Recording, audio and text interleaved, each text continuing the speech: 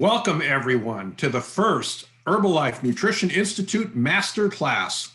Today's masterclass is on the topic of personalized nutrition. And I've got a pretty ambitious agenda today. I'm going to be covering diets, macronutrients, the microbiome, nutrient regulation, and body composition. So let's get started. And my goal today is for you to get a holistic understanding of human nutrition. Let's take a look. Well, first of all, I want to talk to you about what the challenges are of the modern diet. And these challenges are personalized, but many of us are guilty of one or more of these problems. First of all, excesses, excess sugar, excess salt, excess alcohol, tobacco, trans and saturated fats, chemicals in our foods, and simple carbohydrates. On the other hand, many of us have insufficient amounts in our diet of protein, plant protein, vitamins, minerals, good fats, fiber, and water. So one of our purposes today is going to be to take an inventory of all these substances in your diet and see how we can personalize it to get the best result for you.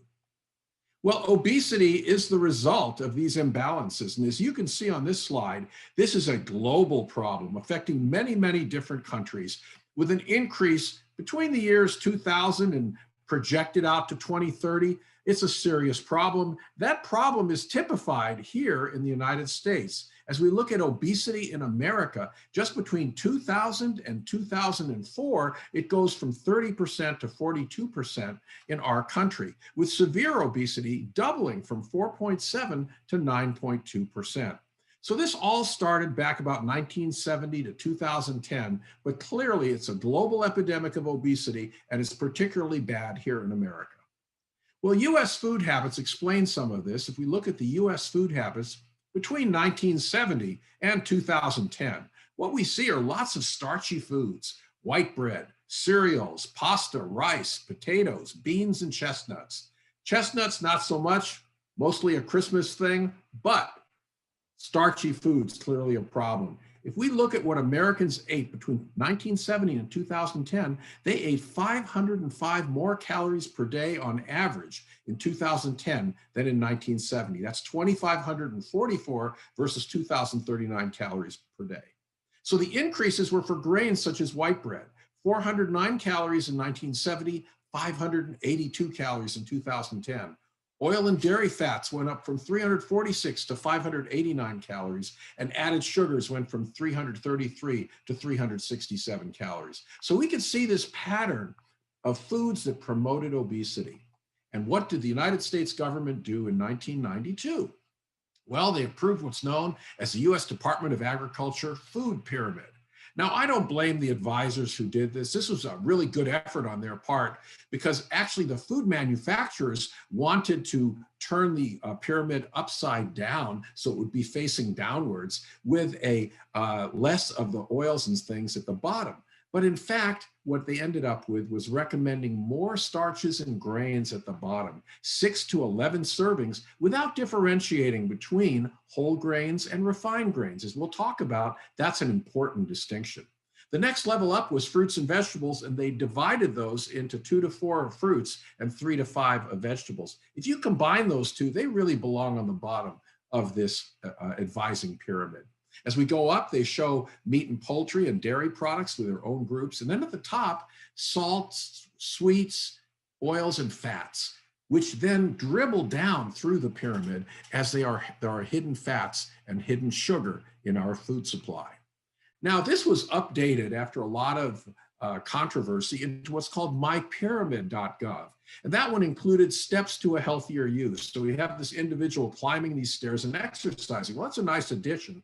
However, the width of these various bars here on this pyramid are exactly identical to what was in the original 1992 pyramid. And here we are with this being done in 2010. Then they gave up pyramids altogether and went to a plate. And here's the myplate.gov. Protein is a little low on the plate, and that's because there is a glass of dairy product over here, and dairy is a major industry. And what we're going to learn from all of these pyramids and various dietary guidelines around the world is that they're influenced by the food industry. So there are a lot of limitations to food guides. One of the major limitations is one size does not fit all people.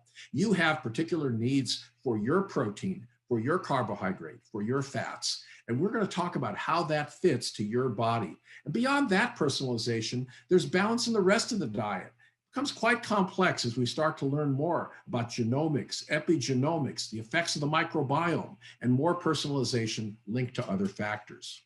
So the food industry back in the 1970s discovered something called the bliss point of foods. What they found in some very careful studies was that 10% sugar by weight and 20% fat by weight was what they called the bliss point. It's what's based for the development of ice creams and pastries and cookies and donuts. And the people who studied taste were actually called psychophysicists. And they identified the bliss point as that sensory profile where you like food the most. So these are foods that are really hard to eat just one, as they used to say about potato chips. These foods call out to you from the refrigerator, and they're a major element of poor diet because you want to eat more of them. So personalized nutrition actually embraces how each of you is unique and that we're all biochemically individual. Personalized nutrition within the limitations of current methods looks at the web-like interaction of physiological factors, including hormones, genes, diet and lifestyle, environmental toxins, and digestion for a holistic view of personalized nutrition. Now let's start with the dietary macronutrients. That's a simple place to start. These are the largest classes of nutrients: protein, carbohydrates, and fats. Most foods, though, are combinations of more than one macronutrient. The energy yield of these macronutrients is well known. Carbohydrates are 4 calories per gram, proteins 4 calories per gram, and fat packs a wallop of 9 calories per gram. That's why the idea of using more low-fat foods was so popular in the 1980s. But the body uses and stores these macronutrients in very different proportions than they are found in the diet. As shown on this slide, your dietary calories may be 15 to 30% protein, 25 to 35% fat, and 55 to 60% carbohydrate, as shown on the myplate.gov. However, your body stores this very, very differently. It turns out that carbohydrate has to be stored together with water. It weighs a lot, so our bodies only store 1,200 calories, or about 300 grams of carbohydrate, as glycogen in our muscle and liver. Protein, we store about 54,000 calories, but most of this is functional. So if you lose more than half of it, your immune function goes away and you're susceptible to life-threatening infections. So we really like to say about half of that 54,000 can be available to convert protein to carbohydrate. Fat is your major store of energy. Even a non-obese person has 130,000 to 160,000 calories of stored fat. And do you know that fat weighs the same amount, about 13.5 kilograms, in the mythical 70-kilogram man as the 54,000 calories of protein? So it's a very efficient place to store calories. Now, a lot of people like to count calories. That's a very old method of weight management. And it turns out that carbohydrates, protein, and fat are handled very differently in your body. When you exercise, you burn calories, and you also burn calories at rest. So there are really 3 components of energy expenditure: resting metabolic rate, exercise or physical activity, and the thermic effect of food, which is what happens when you digest food and have to incorporate it into your body. Now, one point I want to make is that there's great interconvertibility of macronutrients. Your body is able to interconvert various macronutrients into the other forms, from protein to carbohydrate to fat. Some of these are more difficult than others metabolically, but they're all possible. The most common one is to take fat, which is called a triglyceride. It has a 3-carbon backbone called glycerol. That can then be converted into glucose. The fatty acids can be put into what's called the tricarboxylic acid cycle to make energy in the form of adenosine triphosphate, or ATP. The amino acids are related to the carbohydrates because some of the amino acids, glycine, serine, and alanine, can be converted into carbohydrate glucose. These are called glucogenic amino acids. Other amino acids fit into the fat pathway. So this is how macronutrients can be interconverted. The body needed this because you never knew throughout the history of mankind on this earth when you would be dependent on a high-fat, high-carbohydrate, or high-protein diet. So the interrelationship of carbohydrate, lipid, and protein metabolism is that any energy nutrient can fuel the body short term. Some amino acids can be synthesized into fat or carbohydrate. Most amino acids are precursors for carbohydrate and fat synthesis. The tricarboxylic acid cycle, which actually exists within the energy factories in your cells called the mitochondria, can go in either a direction of making energy, or it can be reversed and take up some of these substrates from protein, fat, and carbohydrate and build others. So it's what's known as either an anabolic, that is a building, or catabolic breaking down pathway. And several tricarboxylic acid cycle intermediates form carbon skeletons of amino acids and serve as precursors of glucose.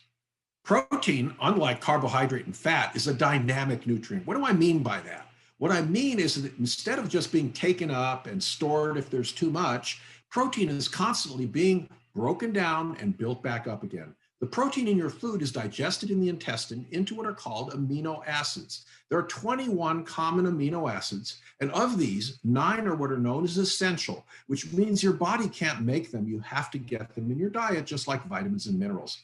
Once you have all those amino acids, you reshuffle them into all the thousands of proteins that you need in your body for various purposes and make that protein.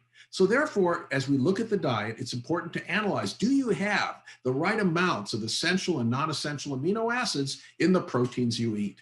And the way we assess that is something called the protein digestibility corrected amino acid score. And what that looks at is the levels of these amino acids in various proteins. Shown in the 4 blue bars are complete proteins that have all the essential and non-essential amino acids. Proteins like soy, dairy, and egg protein. And then you can combine some of the plant proteins shown in the orange bars, which are missing some of the amino acids, into complete proteins by properly combining them. So the essential and non-essential amino acids are well known. The essentials, again, can be taken in from the diet, but it cannot be made in the body, whereas the non-essential amino acids, they can be shuffled around. So you can make one amino acid into another through biochemical reactions. Now, protein builds up and breaks down muscle protein all day long. So after a meal, amino acids from the protein you ate go up in the bloodstream. These are transported into the muscle cell where they promote new muscle protein synthesis. Between meals, when you're not eating, the amino acid levels in the blood go down, the amino acids come out of the muscle, and there's muscle protein breakdown.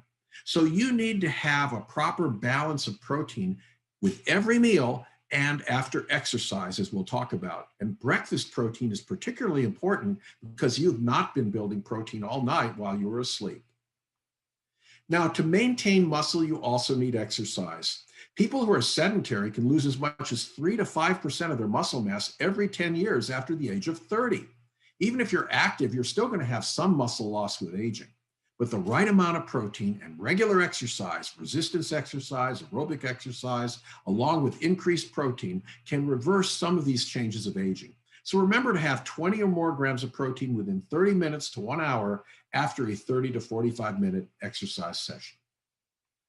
Now, protein intake at mealtime is also important. Many people eat too little protein at breakfast, a little more at lunch, and way too much at dinner. Now, it's not that those calories are lost to the body, it's just that they're not being optimally directed at muscle protein and organ protein synthesis. So a better way to do it is with the blue bars. Divide your protein into equal amounts at breakfast, lunch, dinner, and snacks to reach your daily protein target, which is particular to the amount of protein in your body, as we'll see. So obesity is defined as excess body fat, not simply excess weight. But since weight and height is easier to measure, these are used commonly to define obesity. We use something called the body mass index, which is weight over height squared. Mathematicians back in the 1800s found that weight over height linked up to body fat if it was height squared. And therefore, you can look at this chart and see that different amounts of obesity are indicated in the blue, green, yellow, orange, and red areas.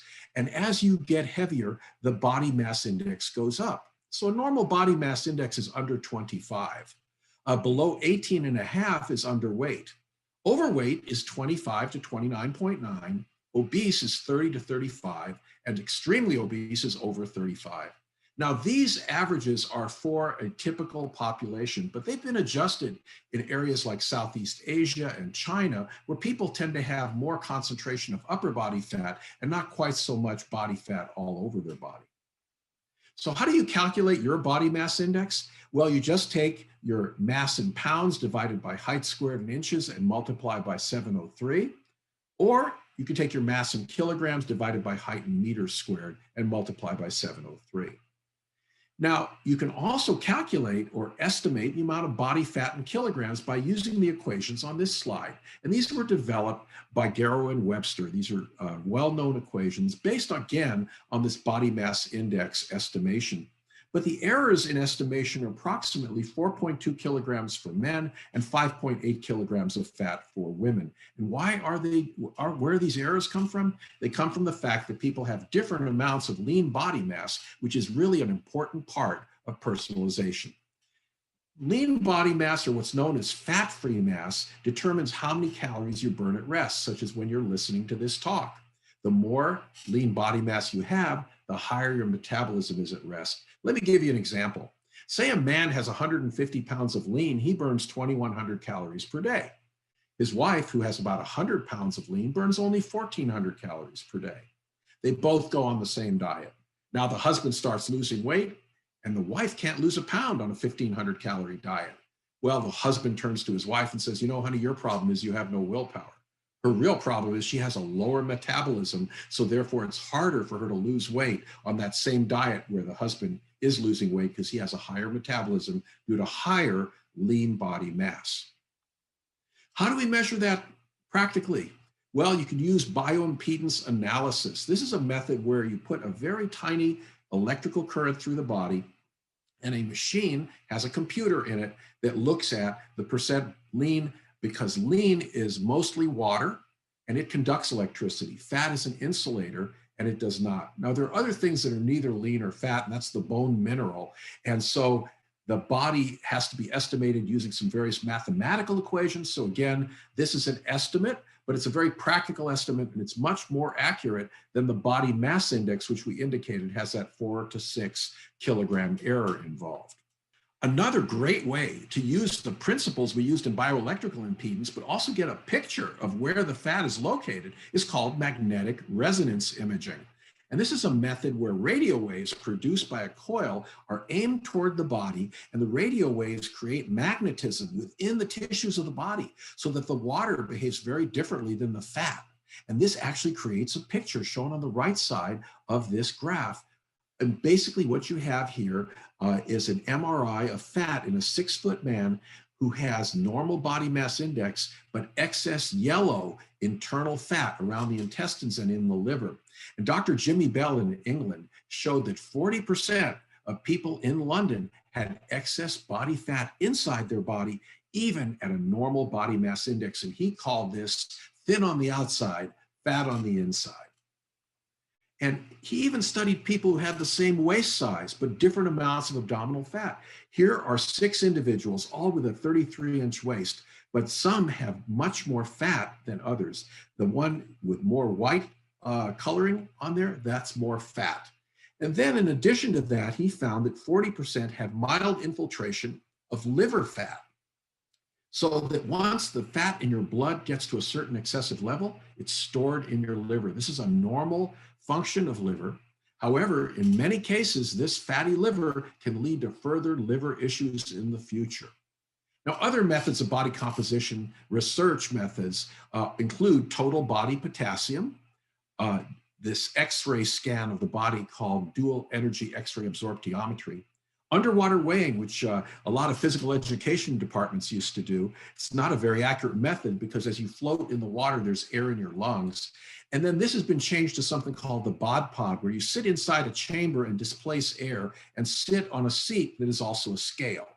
It has some of the same problems as underwater weighing. And then finally, you can introduce deuterium or heavy water into the bloodstream and look at the water volume that deuterium is distributed into, and then calculate from there your lean body mass. Another exciting new method is called infrared 3-dimensional shape analysis. And you might have encountered this if you've gone to an airport and gone through security clearance, where they aim an infrared beam at your body. As shown on this slide, you end up with 14 very accurate circumferences and a kind of an avatar of your body. And you can follow this over time as you work out and change your body shape every 3 months. So I classify obesity into 3 groups, all of whom have excess body fat. So body fat of over 20% in men, over 30% in women is considered obesity. Sarcopenic obesity is being obese with reduced lean mass. Proportionate obesity is where you have a typical average amount of fat and lean. And then hypermuscular obesity, this is for a lot of the athletes who work out. They have increased lean mass, high body mass index, but normal body fat. So sarcopenic obesity is the really important problem we need to focus on, because that's what results from inactivity or not getting in enough protein in your diet. We did a study back in 1996 in our high-risk breast cancer clinic, and I had 28 young women, normal body mass index. They weighed about 138 pounds at a height of about 5 foot 5 inches tall, with a body mass index of 23, which is right in the normal range, but their body fat was 35%, 34.6 to be exact. And that's because they had lost muscle due to inactivity and reduced protein intake. You know, in the old days, people go out to dinner and say, oh, I just want a salad. I don't need to really eat. Well, that person doesn't have enough protein in their diet. Other causes of sarcopenic obesity include chronic use of steroids, corticosteroids, prolonged inactivity or bed rest, reduced protein intake, low male hormones or hypopituitarism, neuromuscular diseases, menopause and age-related problems with hormone release. It's very common in men to have andropause or reduced levels of testosterone as they age. And then just genetically, some people have a low lean body mass. Now, the functions of protein that we use to maintain our lean body mass, it does that, but it also controls hunger. And it is very important to have protein for many, many different functions in your body. And it's also a major antacid in your stomach and in your bloodstream. So it helps with acid-base balance. Now, protein balance is complex in that it's going up and down throughout the day, as shown in this slide here. So the muscle's releasing amino acids, then taking them up again, but you end up in balance. You start out with 100 grams of protein in your diet, you digest it into amino acids, you have all this cycling of body protein, and then that same 100 grams comes out in your urine. That would be a balanced day. Now, when we look at that, we have to look at the individual amino acids, as we mentioned before. So the 4 blue bars have complete proteins shown on this protein digestibility corrected amino acid score. This includes milk protein concentrate, whey protein isolate, whey protein concentrate, and then combinations of rice, quinoa, and flax. Another complete protein is soy protein, which has all the essential and non-essential amino acids and is the most complete protein in the plant world. As we go down to pea protein, oats, and so forth, some amino acids are missing. However, the good news is that those plant proteins can be combined, so-called complementary proteins. So if we combine red beans and rice, we make up for the limiting methionine in the beans. We combine lentil curry and naan, we make up for the fact that grains might be missing lysine and threonine. Soy and sesame also help deal with the lysine limiting amino acid in nuts and seeds, and so forth. So you can create, with careful combination, complete proteins throughout your diet and also in protein powders, but always be sure to check the protein digestibility corrected amino acid score for protein powders made from plant proteins. One index of protein balance is nitrogen balance. And you know there's nitrogen in all of the amino acids, but as you can imagine, all the amino acids have different molecular weights, different structures. Different proteins have different structures. But for this, we assume that every protein has an average amount of nitrogen. And we look at the nitrogen balance by looking at how much protein nitrogen you get in your body and how much you put out in the form of what's known as urea. Now, the earliest studies on this were done in 1973 on medical students in a cafeteria. They were fed egg protein. And what they found out was the nitrogen balance evened out at 0.6 grams per kilogram body weight per day, and at 0.8 grams per kilogram body weight per day, they were in positive nitrogen balance. Now, that created what was known as the recommended dietary allowance of the minimum amount of protein that people should have around the world. However, a new concept called dietary reference intake was then developed by the Institute of Medicine, and this individualizes protein recommendations more. So endurance athletes need 1.2 grams per kilogram body weight per day for their dietary reference intake, because as you can see, they don't go into positive nitrogen balance until you get to that level of protein intake. A weightlifter with much larger lean body mass needs 2.5 grams per kilogram body weight per day for his or her dietary reference intake. So the dietary reference intake becomes an acceptable range between the RDA and the upper limit, which is where you're getting perhaps too much protein. And that range is between 10% of calories and 35% of calories. Now, seen a different way, the acceptable intake is between 0.8 kilograms per kilogram body weight per day and 2.5 grams per kilogram body weight per day, which is between 10% of calories and 35% of calories from protein. Now, we've chosen about 30%, which is shown by this gold star, well within the acceptable range. So we are not recommending a high protein diet. We're recommending a dietary protein intake that's the right amount to control hunger and build muscle. And what is that recommendation? Well, the RDA calls for 0.8 grams of protein per kilogram of body weight. For practical purposes, that comes down to about 0.5 grams per pound of lean body mass, which is about 15% of calories. For strength training activities, for maintaining your lean mass as you age, we recommend 1 gram per pound of lean body mass, and that is about 30% of calories from protein. So who needs more dietary protein? Can we give the same amount of protein to these two people and expect it to support their lean mass? Obviously not. It depends on the amount of lean body mass. As you can see, this marathon runner has much less lean body mass than this fitness model. So how much protein do you need? It is personalized based on your lean body mass. Now let's go on to carbohydrate. The main function of carbohydrate is to supply energy. So let's take the example of an athlete who's gotten all the protein he needs to support lean body mass, but he's got to do a lot more work. He's a swimmer. He's going to swim miles every day. The extra calories now come from carbohydrate once you've supported your lean mass. It spares protein from use as an energy source. And to be honest with you, protein's rarely used as an energy source. You'd have to run 100 miles a day to start really burning protein. The body spares protein, burns energy from fat and carbohydrate during exercise.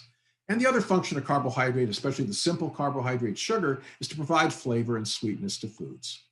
So we classify carbohydrates as monosaccharides, that's single atoms of carbohydrate, or molecules of carbohydrate, disaccharides, which are combinations, and polysaccharides. So monosaccharides are glucose, fructose, and galactose. Disaccharides are sucrose, which is table sugar, a combination of glucose and fructose.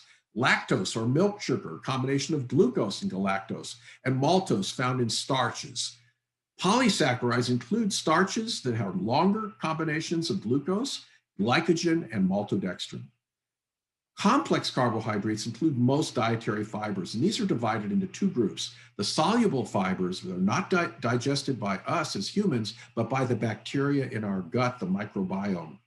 Insoluble fibers are neither digested by us or by our bacteria. They're indigestible, so they help with bowel movements, but they are not digested for calories. Now, highest percentage of carbohydrates, calories are in sugars, jams, honey, plain potatoes, fruits, and juices. The next highest are in rice, bread, pasta, and refined cereals. Then whole grains, beans, and vegetables. There's essentially no carbohydrate in meat, eggs, poultry, oils, butter, or margarine. And in the US, can you believe it? The top 5 sources of carbohydrate are white bread, soft drinks, pastries, added sugars, and potatoes. Now, sweeteners in the diet include both nutritive sweeteners and non-nutritive sweeteners, or what are known as artificial sweeteners.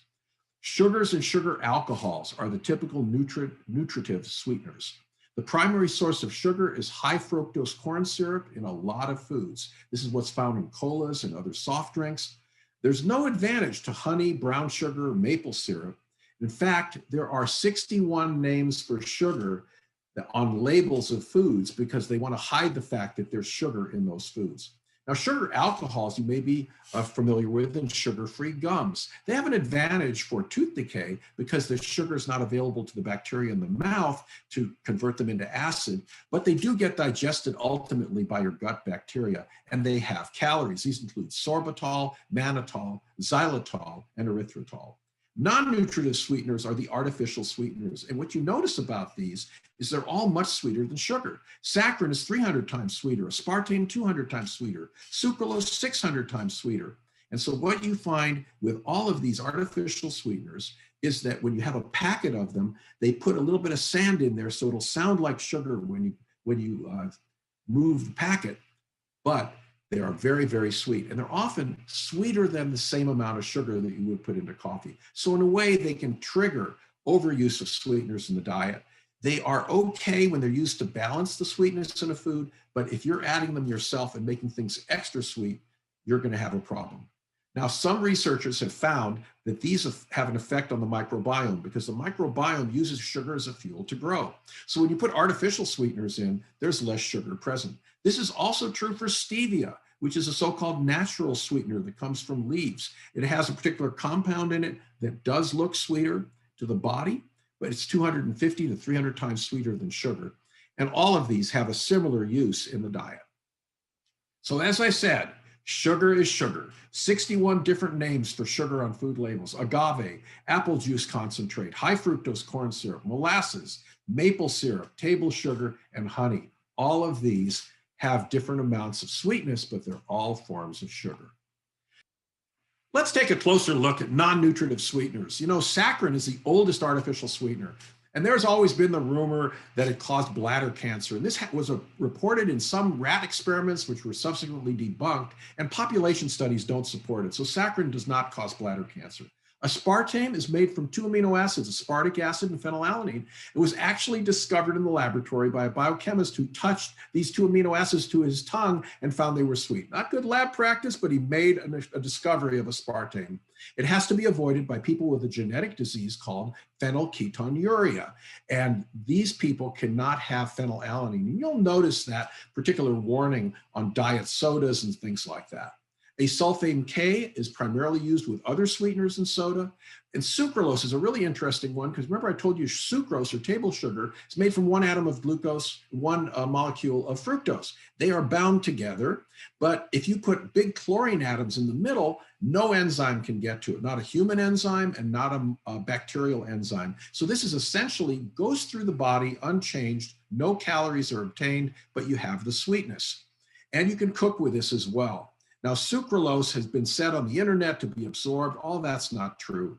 It simply goes through your body unchanged. Now, there are some Israeli experiments showing that the microbiome has changed, but that's not surprising because the bacteria in the gut need sugar to grow. So obviously the population is going to be changed when you take away some sugar. This is also true for stevia, a plant extract. These commercial products that use stevia often have other sweeteners mixed in. If you use just stevia, you might get an aftertaste. Now, sugar alcohols are really interesting. Mannitol, sorbitol, xylitol. They have calories because ultimately the bacteria in your gut are going to digest these sugar alcohols, but they're useful for sugar-free gums or other foods to reduce the sugar in your mouth as a strategy to reduce dental disease, which is a major problem around the world. It's not an advantage in terms of avoiding sugar because large amounts ultimately cause diarrhea, and it's not readily metabolized by bacteria in the mouth, so it does help with tooth decay. Erythritol is a special sugar alcohol that's also calorie-free, but it's absorbed, so it doesn't cause the GI side effects. And it has an interesting side effect of kind of mouth-watering, and it's an interesting sugar alcohol. So what do we recommend for carbohydrate? Carbohydrates typically supply about 50% of calories. Most of the calories in fruits and vegetables are carbohydrate calories, but I call these good carbs because they come along with vitamins, minerals, phytonutrients, fiber, and water.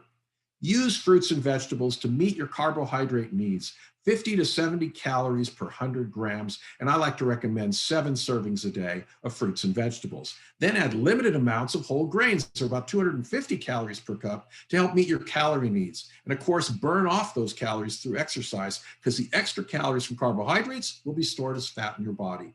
Limit your intake of refined carbohydrates and simple sugars. Now, salivary amylase begins to break down starches that you eat from your diet. Amylase is inactivated in the acid environment of the stomach. And the intestines then have a pancreatic amylase that steps in to convert starches to maltose. Intestinal enzymes convert disaccharides to monosaccharides. Liver converts fructose and galactose to glucose. And then glucose can be exported to the different tissues in the body and either burned for energy or stored as glycogen or converted to fat. Undigested fiber is broken down by intestinal bacteria. So whatever you don't eat of your carbohydrates will be eaten by your gut bacteria. Now, dietary fibers that will be eaten by gut bacteria are the soluble fibers, pectins and gums. These are found in fruits, barley, oats, beans, and thickeners. They slow stomach emptying. They give you a feeling of fullness, so they're good for weight management. They slow glucose absorption, so they're good in terms of people who have glucose intolerance, and they can lower blood cholesterol by binding it and taking it out of the body. The insoluble fibers, an example would be celluloses or wood fiber. These are totally indigestible. The wheat bran, brown rice, and vegetables are all examples of substances in your diet that contain some of these insoluble fibers. It increases the weight of your feces, it increases the movement of the intestines, but it doesn't really add any calories to your diet. So the benefits of dietary fiber are they absorb water and hold onto it in the intestine, leading to more regularity by increasing stool bulk and weight. Fiber binds estrogen, reduces circulating estrogen levels. Fiber binds bile salts, which contain cholesterol, takes it out of the body. Fiber slows glucose absorption, and fiber provides satiety and helps with weight control. So we recommend for everyone 25 grams to 40 grams of fiber per day. You can get a lot of these from fruits and vegetables and whole grains. Now, resistant starch are starches resistant to breakdown by digestion.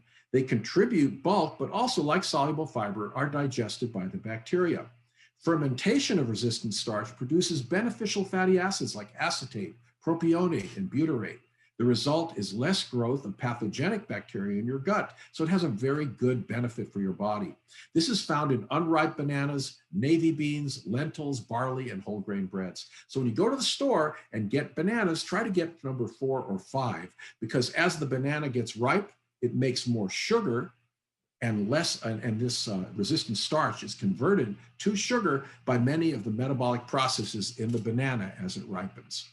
Okay, I introduced the microbiome in terms of digestion of carbohydrate, but the microbiome means much more than that. It has changed our understanding of nutrition science and of personalized nutrition. So the message is you are not alone.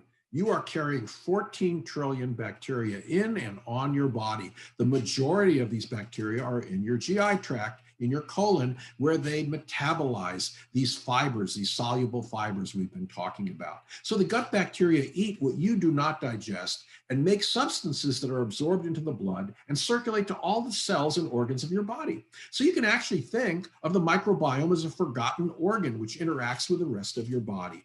It contains over 1,000 species of bacteria that are individual to your body and stable over time as a result of an interaction between your genes and the bacterial genes. And this is very analogous to what happens to plants. Plants live in soil. As they put their roots down into the soil has got a lot of bacteria. It has its own microbiome, if you will. And so the plant roots interact and attract beneficial bacteria, repel harmful bacteria. Your body does the very same thing. So in any given person, your microbiome is pretty stable. And shown on the slide, the various colors correspond to large families of bacteria. As you can see, throughout the year, the bands stay pretty constant, except for a short period where the green band of proteobacteria came up, and that was during an intercurrent illness. So as long as you're healthy, your microbiome is pretty stable, and this has a lot of impact on your personalized nutrition. The original human diet was based on fruits, vegetables, and all plant parts rich in fiber, phytonutrients, vitamins, and minerals. In the last 50 years, we've seen a change in our diet as snack foods, rich in fat, sugar, and salt, have swamped our bodies with just enough vitamins and minerals to avoid deficiency disease, but not enough of the things we need from this rich plant pharmacy that we call phytonutrients. There are over 10,000 phytonutrients identified. So you affect your microbiome by what you eat or do not eat, and the microbiome affects your body and your immune function by the products it produces. The gut microbiome amazingly also has a daily rhythm, just as we have. Feeding and fasting rhythms are influenced by signals from the gastrointestinal tract, which connects to your brain and to your biological clock. The gut microbiome, bile acids, hormones, nutrients, and substances made by the gut bacteria circulate in the blood. And so the microbiome circadian rhythms are influenced by diet, the time of eating, and your central circadian rhythm, which is then affected by night and day and where you are on the globe. So if you fly from one time zone to another, you may throw this off, explaining why a lot of people with long distance flights have gastrointestinal disturbances and they disturb their microbiome. Regular meal times help to regulate the microbiome. So part of your balanced nutrition and healthy active lifestyle should be to eat those meals at approximately the same times whenever possible. Now, a study done by Israeli researchers in 2015 showed the importance of the microbiome and how much blood sugar rises after eating particular carbohydrates. What they found was that two people eating the very same carbohydrate could have a very different response. And they tested 800 people with many, many different carbohydrates and different meals and different foods. And what they found was that in the same person, it was highly predictable because the microbiome was stable, the rise in blood sugar was stable. However, in different people, they could be very different. So in one study, they looked at the response to sourdough bread versus white bread in different individuals. And what they found was within the same individual, the blood glucose response was very similar. However, in different individuals, it was very different. And the differences could be accounted for by differences in the gut microbiome. So having your stable microbiome, eating a diet rich in plant foods, having the right amount of fiber can help you with controlling your blood sugar. And this is very important because many people have problems with blood sugar control. As you know, type 2 diabetes is associated with obesity. It's another global epidemic, and it has to do with the effects of having too much blood sugar in your blood, putting a strain on your pancreas and insulin secretion over many years. So which carbohydrates and fats should you eat? Well, let's talk about a good carb, good fat diet. Both low carbohydrate diets, where we try to minimize the carbohydrates to a really low level, or high fat keto diets, where you get the fat to a really high level, cause confusion and they're hard to follow. So how much and which carbohydrates and fats should you eat?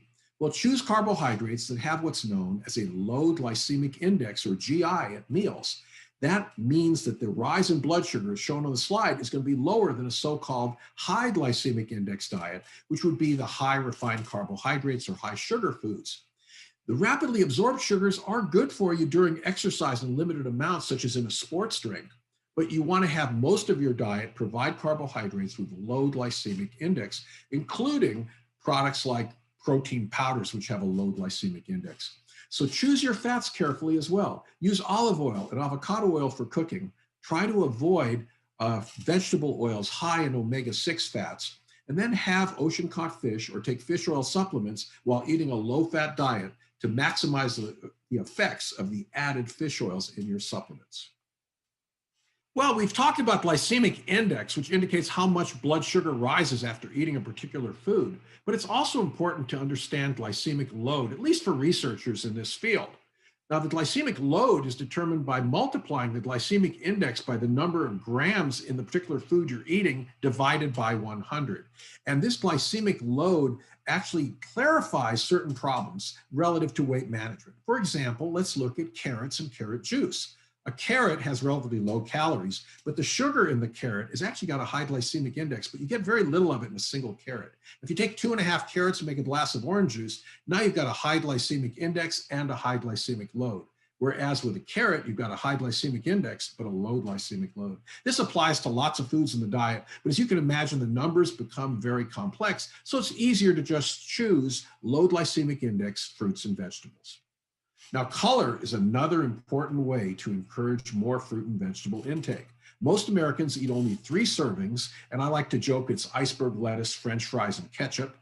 The recommendations really range from 5 servings a day to 7 to 9 servings per day of 100 grams each. And this is easy to accomplish with a meal plan. And the benefit is all those color groups have different families of phytonutrients that have different functions in the body, and that diversity helps your microbiome, and it helps all the cells and organs in your body. Now, fiber supplements are important because most people don't get enough fiber in their diet. Most people just eating a typical diet might get 10 or so grams of fiber per day. You need 25 to 40 grams of fiber per day from foods and supplements. Soluble fiber, as we've said, is digested by gut bacteria and contributes to a healthy microbiome. Insoluble fiber passes through the gut and moves the intestine, contributing to regularity. Soluble fiber also swells in your stomach and promotes fullness, so it helps with weight management.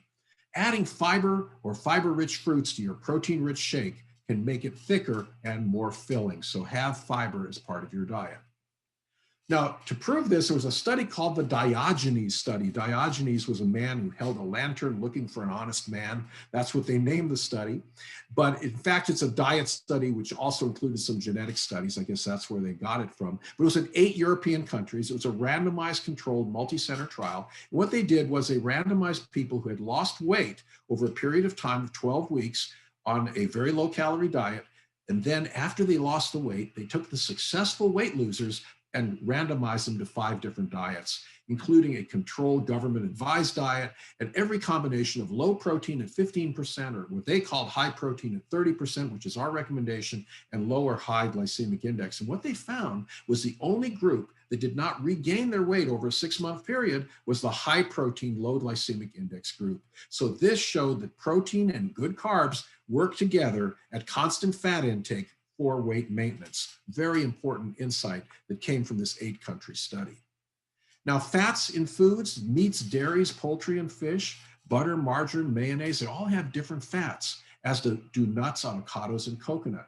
There are hidden sources in sauces, gravies, creamy soups, baked goods, mixed dishes, and fried foods. But nearly all the fat you eat and store are what are called triglycerides, 3 fatty acids on a 3-carbon backbone.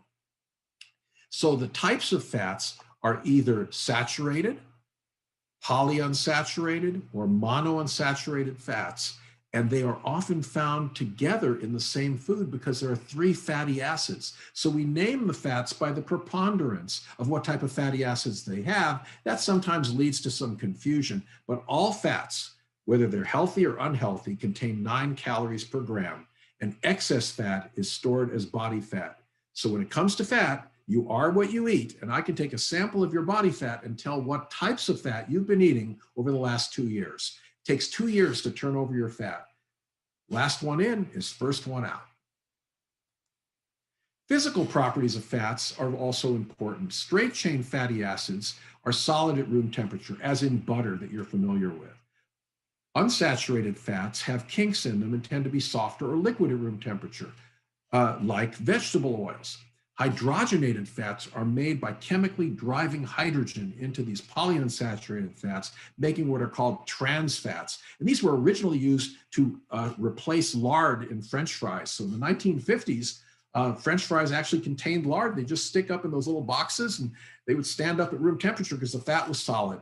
Then people found out it was lard that wasn't too appetizing to the consumers. So they said, okay, what can we do? And they chemically modified this to become a trans-saturated fat. Well, now trans fats are recognized as acting just like saturated fats. So on food labels, you'll see whether something contains a trans fat or does not. And these trans fats are now being eliminated by law from many, many different foods around the country.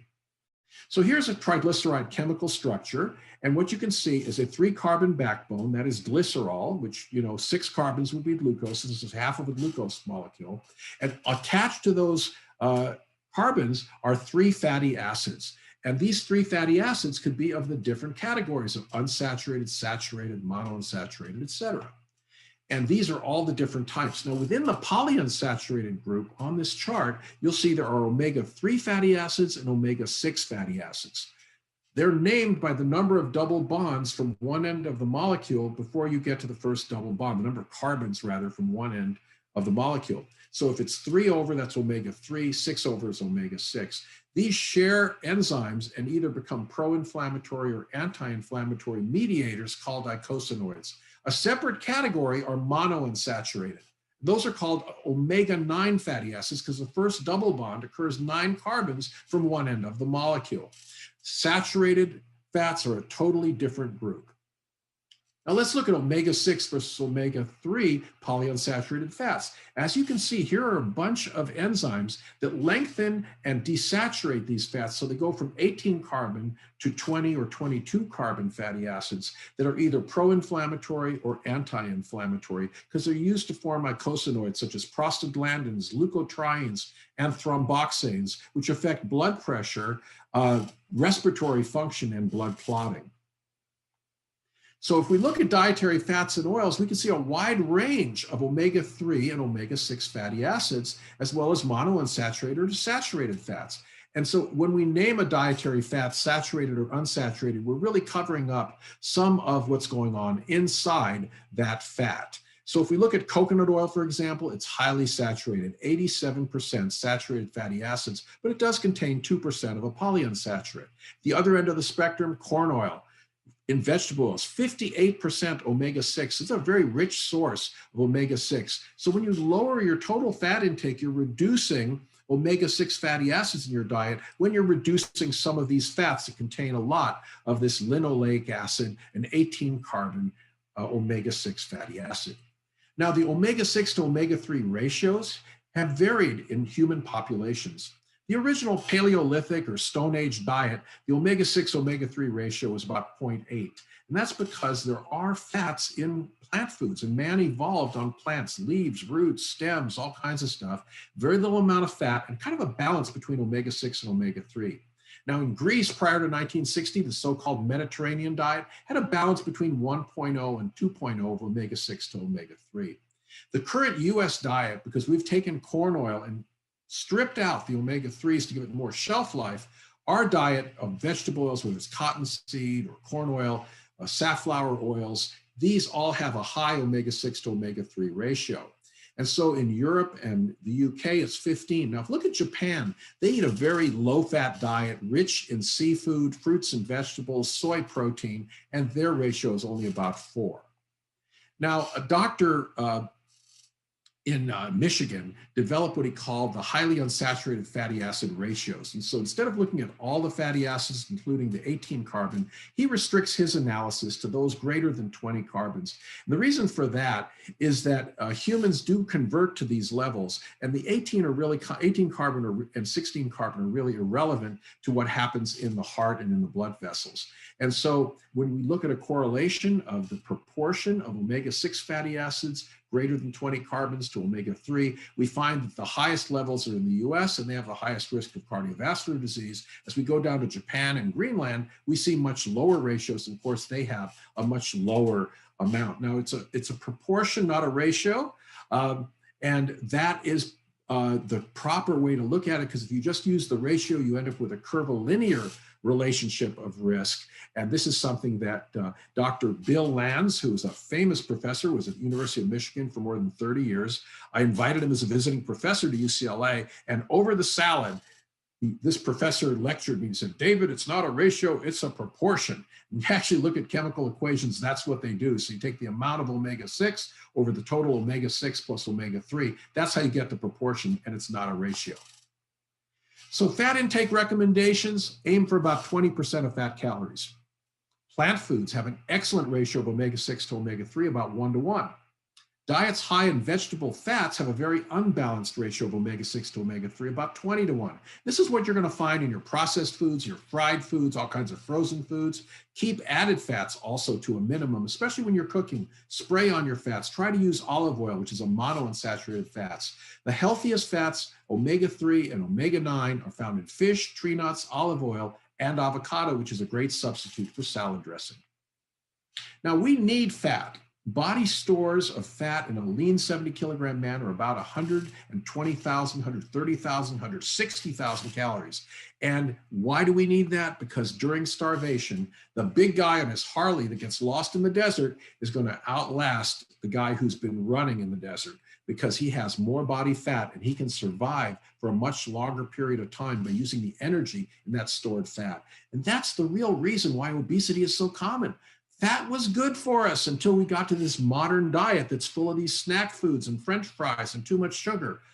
Fat was good for us when we were running around in jungles looking for enough food to live on, and we're on the verge of starvation. So fat Fatty foods were all preferred by ancient man. So what's this whole thing with keto diets and ketogenesis? Well, it turns out that ketones are very important metabolites in your body. When you're sleeping, you're not eating. And at that time, your body starts to produce ketone bodies from fatty acids. It starts using that fat energy right away. Now, fat's not soluble in water. We all know oil floats on water. So the liver converts the fatty acids into what are known as ketone bodies, which are water soluble and can be distributed to different organs in the body. You make acetone, acetoacetic acid, and beta hydroxybutyrate. These are all energy sources derived from fat. Now, during starvation, as we look over 40 days of starvation, look at that beta hydroxybutyrate. It goes up more than any other substance in your blood, more than the free fatty acids, and more than the acetoacetate, because acetoacetate and acetone are gases. You actually breathe them out and they come out of your breath. But the beta hydroxybutyrate goes around the body as an energy source. So here's the summary of what we've been talking about, what I call Nutrition 101. Let's go back to protein, the first nutrient, the most important one. The amount you need and the quality is very important for maintaining lean body mass. Fat, again, the amount and quality relative to your fat mass is very important. Carbohydrates, a limited amount is stored in the body, about 300 grams. You burn it off daily during exercise. Your microbiome is important in digesting it. And simple sugars are much different than refined carbohydrates. So refined carbohydrates get easily converted to fat and increased fat storage occurs. Your body normally carries 1 teaspoon of sugar or 5 grams in the bloodstream. When you have more than that in high sugar foods, that sugar goes to the liver and it is converted to fat unless you burn it off during exercise. If you're having a sports drink and you're on the treadmill, no problem. Sitting in front of the TV and you're running the remote, that sugar is going to be converted to fat. So personalizing nutrition that we've talked about today, we don't have all the answers yet. But personalized nutrition today starts with a lifestyle questionnaire, body composition for protein recommendation, blood testing for biomarkers like cholesterol and insulin and glucose, microbiome and genetic testing, more limited, but they are getting available. Food intake based on electronic diaries and evolving technologies. We learn more about what is in our foods. Believe it or not, a lot of the databases have inaccurate information. Physical activity, heart rate, and your movement using a global positioning or GPS can be used to measure movement, pulse, and blood pressure with wearable devices like the smartwatch that I'm wearing. That's an area that's going to evolve. Feedback on responses can be provided to individuals so diet and exercise behaviors can be optimized through personalized nutrition. And then personal and online coaching can be combined since nothing can approach the personal relationship developed with a coach. And personalization evolves as you transform your body, changing how your genes are activated and how your body is shaped, which is something we can now follow with 3D body shaping. So what are the take-home messages today? Number 1, classifying foods as carbs, proteins, or fats is misleading since few foods are composed of one macronutrient and the quality of the food can vary significantly. So there are healthy carbs, unhealthy carbs, healthy proteins, unhealthy proteins, healthy fats, unhealthy fats. Carbohydrates have gotten a particularly bad reputation due in part to the recent popularity of so-called high-protein, low-carbohydrate diets for weight loss. Fat still counts. A high carbohydrate diet could be plant-based. A whole food diet with phytonutrient-rich fruits and vegetables as the base, with a moderate amount of whole grains and healthy low-fat proteins to balance nutritional needs. Use your healthy fats sparingly. They're 145 calories a tablespoon. Many of the popular high-protein diets also consider all proteins more or less equal, but high-quality proteins are distinguished by having essential and non-essential amino acids. So balance is the unifying principle of personalized nutrition and a healthy, active lifestyle. I want to thank you for taking the time to listen to this master class of the Herbalife Nutrition Institute on personalizing nutrition. This is a great way to understand all the aspects of nutrition, to cut through some of the false messages. And I want to thank you for taking the time to listen to this, and I hope to see you again soon. This is Dr. Dave Heber.